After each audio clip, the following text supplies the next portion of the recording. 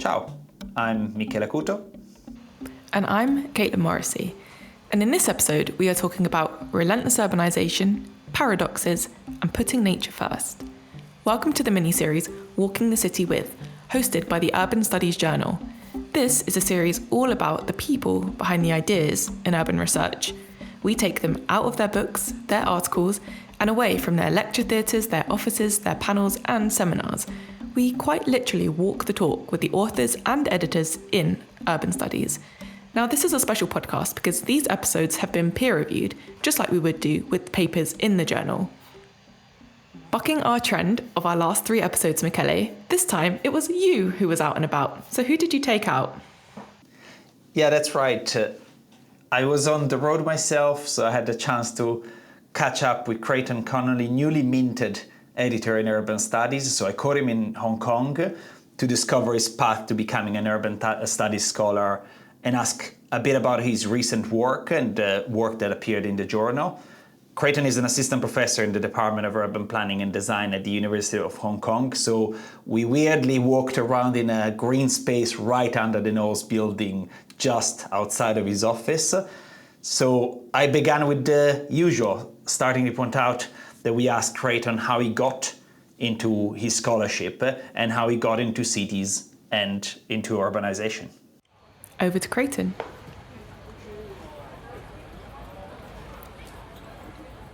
My parents moved me to Beijing when I was 13. They were working there. My mom got a job, and so I finished my high school in Beijing, and I went back to Canada for my undergraduate, but I was still interested in Asia, so I went on exchange in Singapore, which I had traveled to before and quite liked. Well, I got into urban things through geography, and in my time at NUS in Singapore, I've mostly always lived in big cities in my life and interested in how they work and the future of cities. And so I had some inspiring lecturers in Singapore that got me thinking in more detail about urban questions and research, and eventually started pursuing that through my postgraduate studies and on to today. So in many ways, Asia, it's personal. But actually, serendipity again pops up here. So in many ways, cue Catalina Ortiz's episode, right? It's almost serendipitous. But picking up more directly on some of Creighton's recent work, we started with extended urbanization.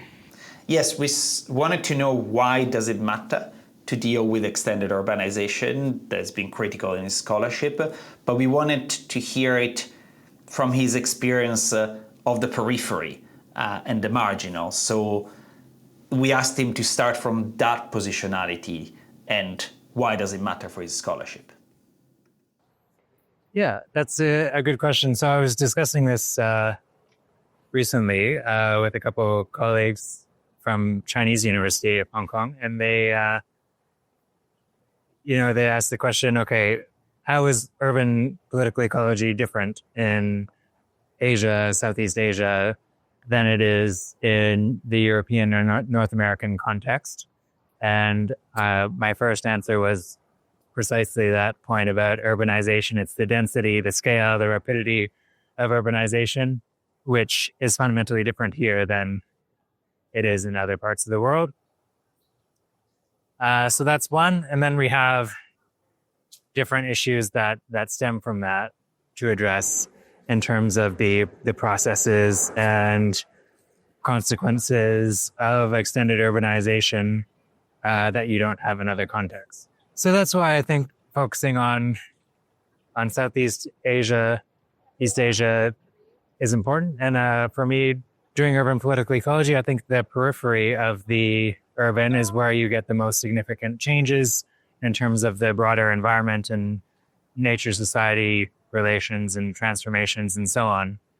So that's why I've started getting more interested recently into things like land reclamation that bring into that foreground this process of extended urbanization in a way I think that hasn't really been captured so far in the literature.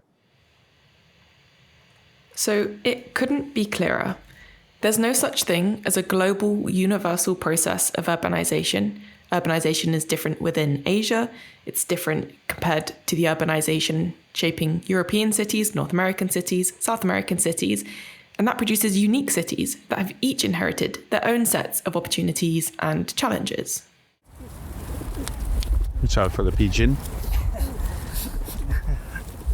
As we avoid the pigeon. Now, I am going to start with the inevitable of all the work that you've done on the pandemic, the book and the articles and so on, and then I want to go down to Penang. But I want to start with, you have a piece both in the book and in the urban studies piece as well about the paradox of extended urbanization, especially seen at the margin.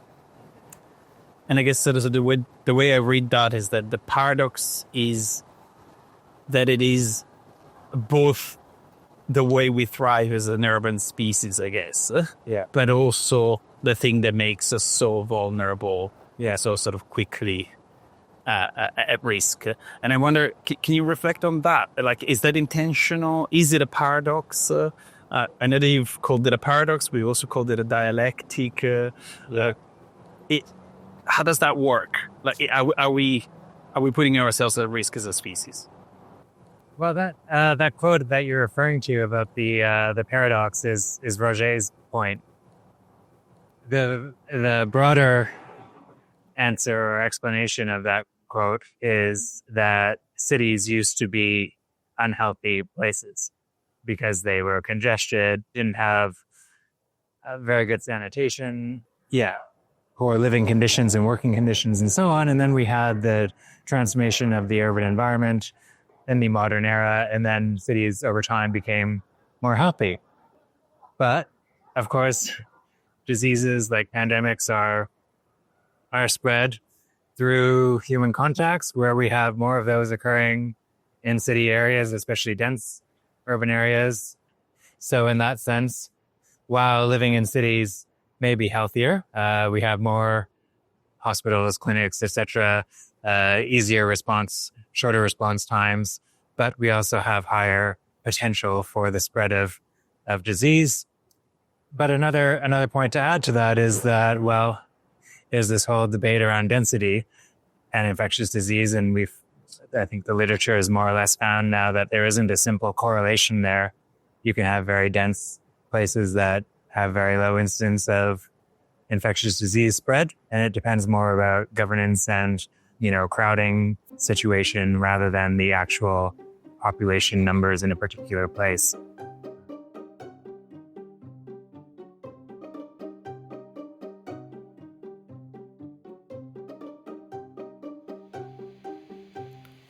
So it's not just about density, clearly, but governance and social reform. In a way, what Creighton has been doing is politicizing our understandings of health in and between cities, or healthiness in and between cities.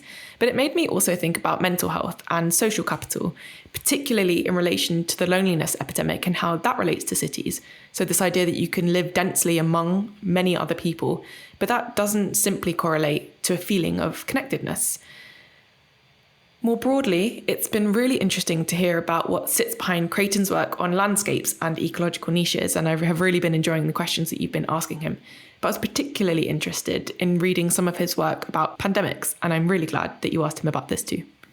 Yeah, this sort of was one of the key pieces of his work in urban studies more recently, so I really wanted him to unpack for us the idea of the niche and an ecological one. So why the ecological niche was my question at that point.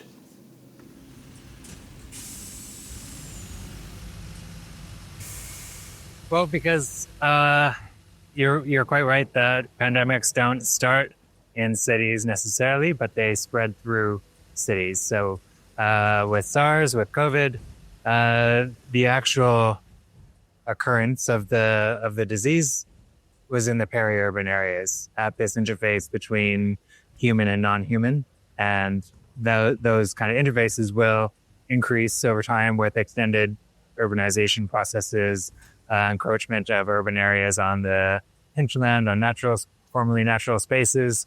But then, of course, animals will travel into cities, through cities, and that's what leads to a disease spread. So that's why we focus in that urban studies paper on these kind of ecological niches on their periphery and those socio-natural transformations.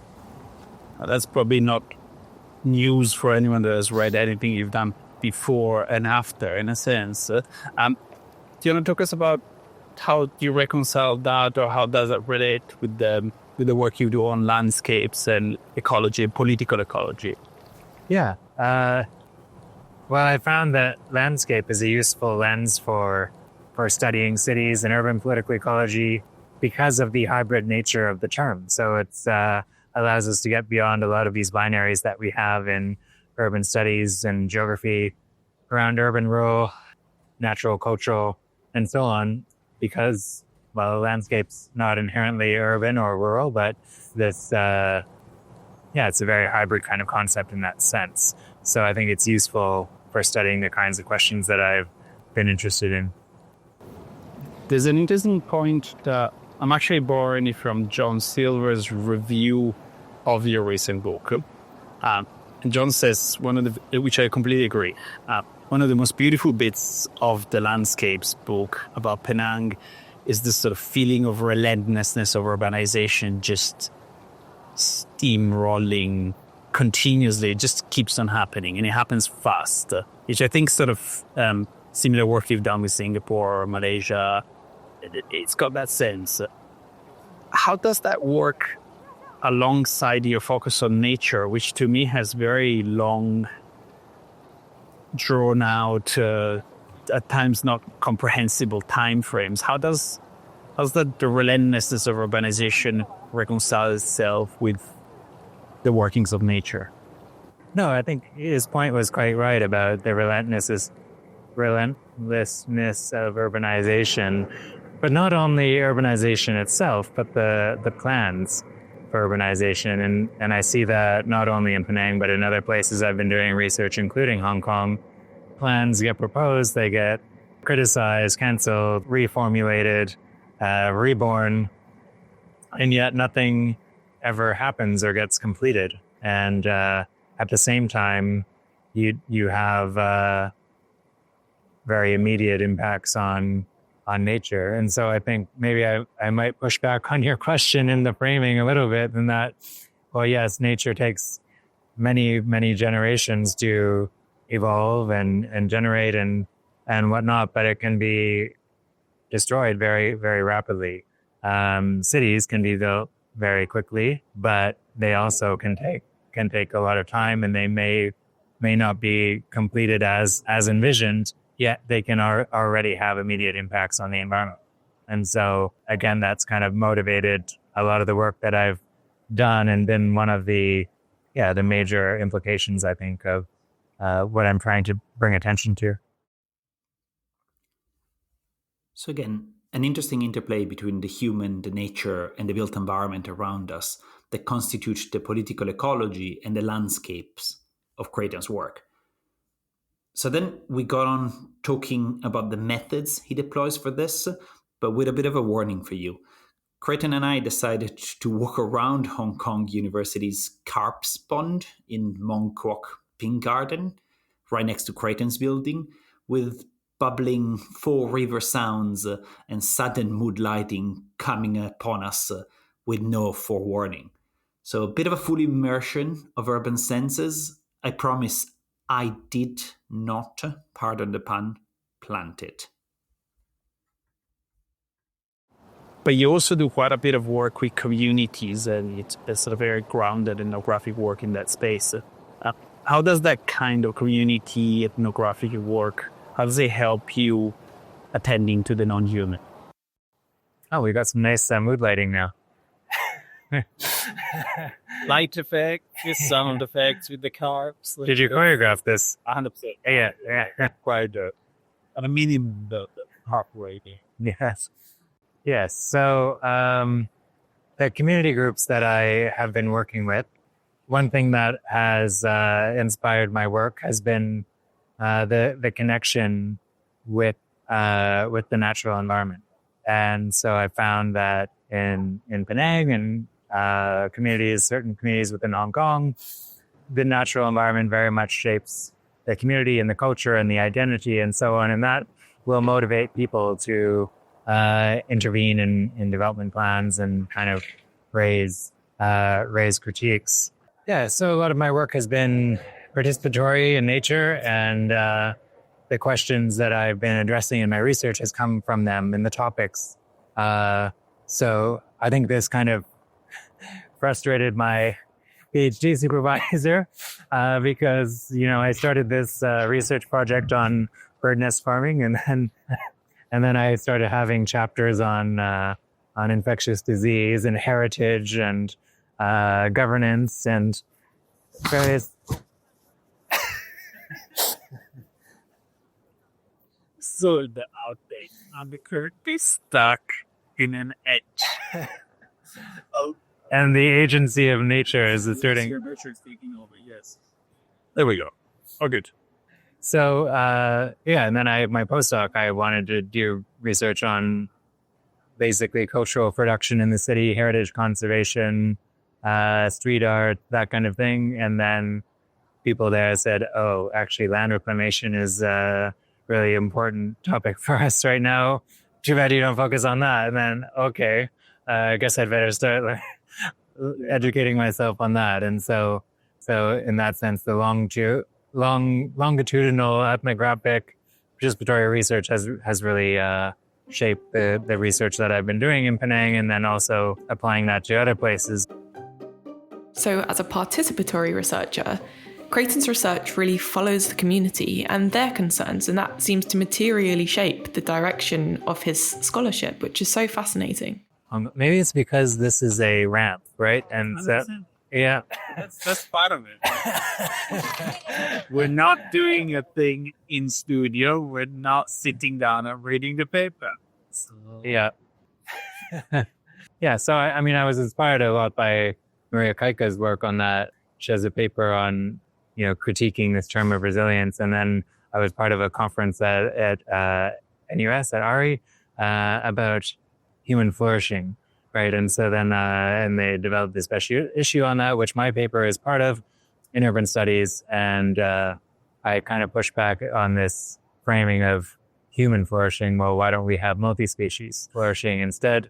And because this idea of resilience, same with climate mitigation versus adaptation, right? Adaptation already assumes that, well, the game's over. We're not going to reduce our carbon emissions to the point where we're going to limit global warming, so we should adapt to it. But it kind of is a defeatist attitude, right? And so it's the same with resilience. Well, we're assuming that we're going to have these unavoidable transformations, impacts on the natural environment.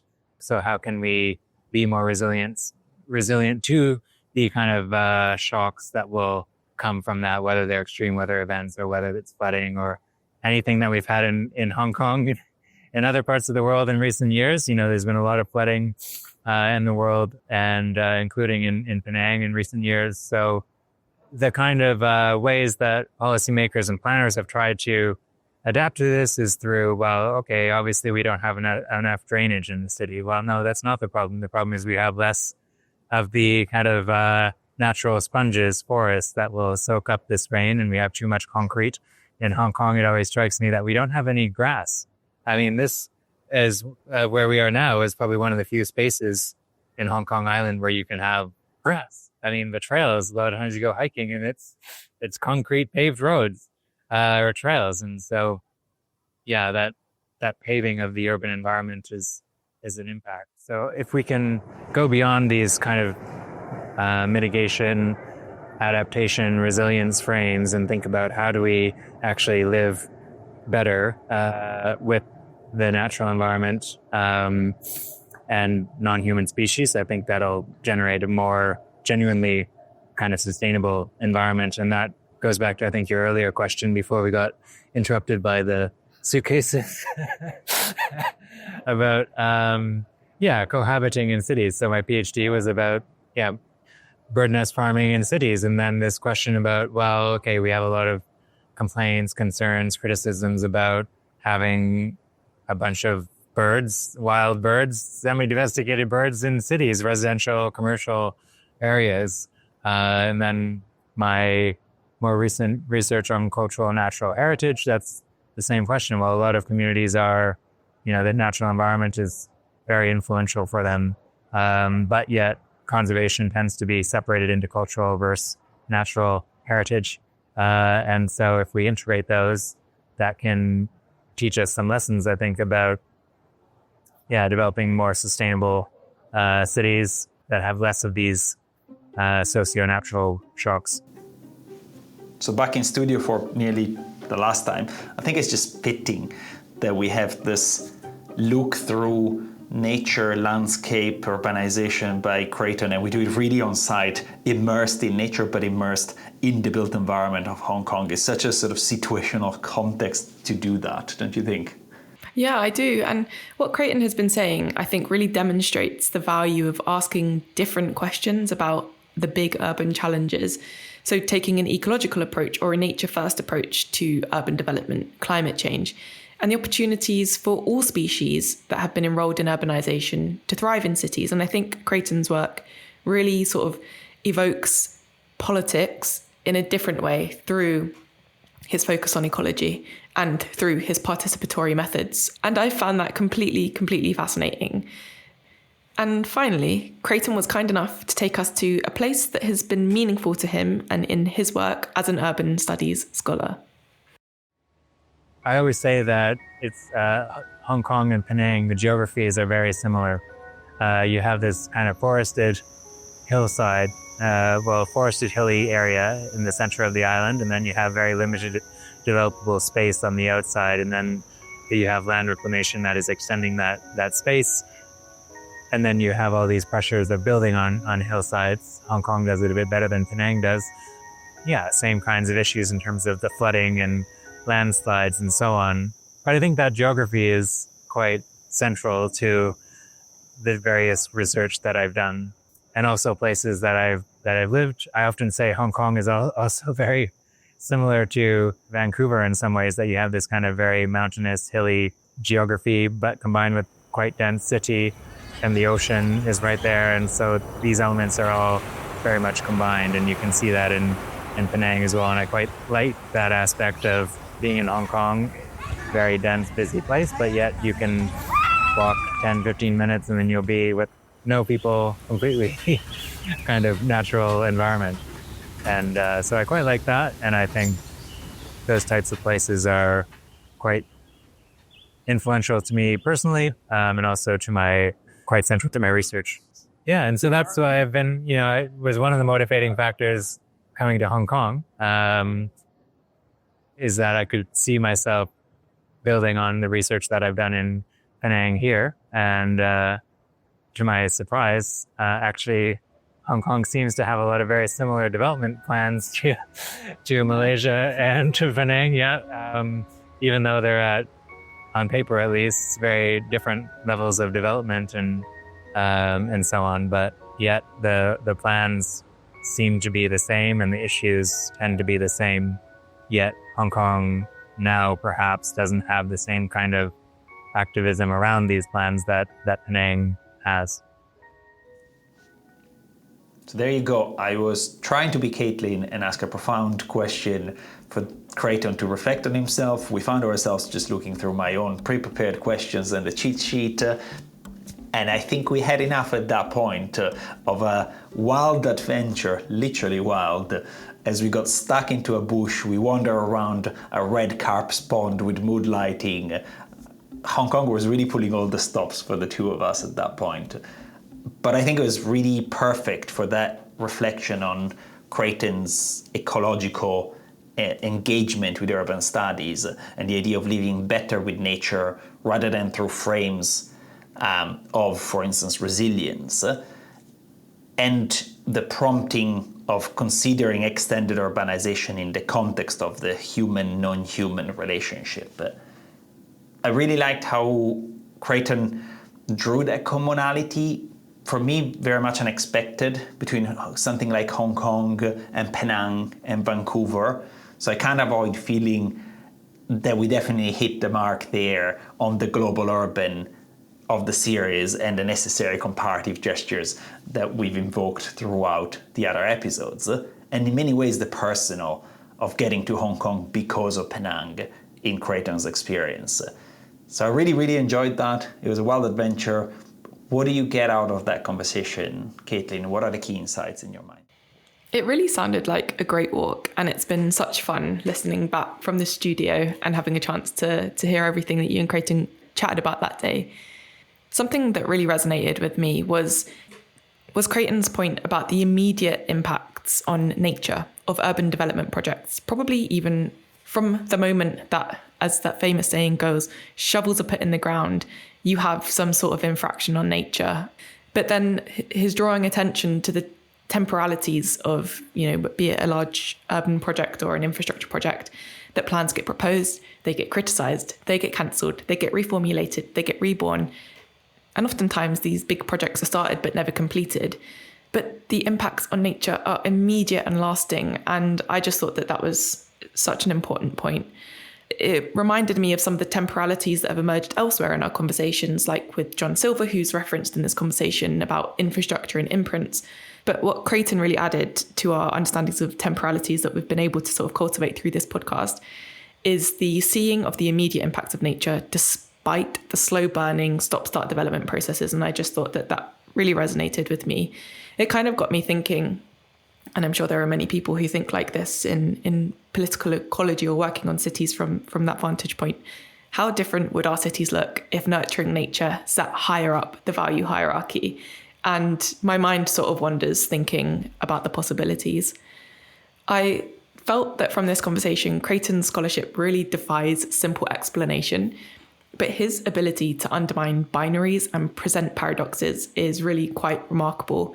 I also thought that he was spot on in drawing our attention to the defeatist attitudes that are almost kind of embodied in terms like adaptation or resilience or sustainability, because it assumes that things will get worse.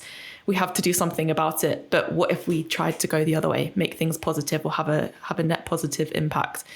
So I really like that. And then finally, I have a common takeaway from all of these conversations, but it's just to learn a little bit more about the person behind this great work that we read and we're inspired by and that shape our scholarship, and just to understand about the personal trajectories, the meaningful places, the way that they produce comparative gestures and how those are formed between their different experiences and how that then comes back to influence their work. And I just found Creighton's reflections on Southeast Asia as his sort of reference points really fascinating.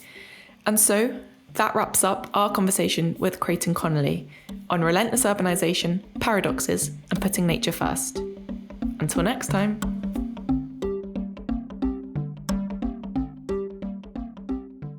Walking the City With is a peer-reviewed mini-series by the Urban Studies Journal with the University of Bristol and the University of Melbourne.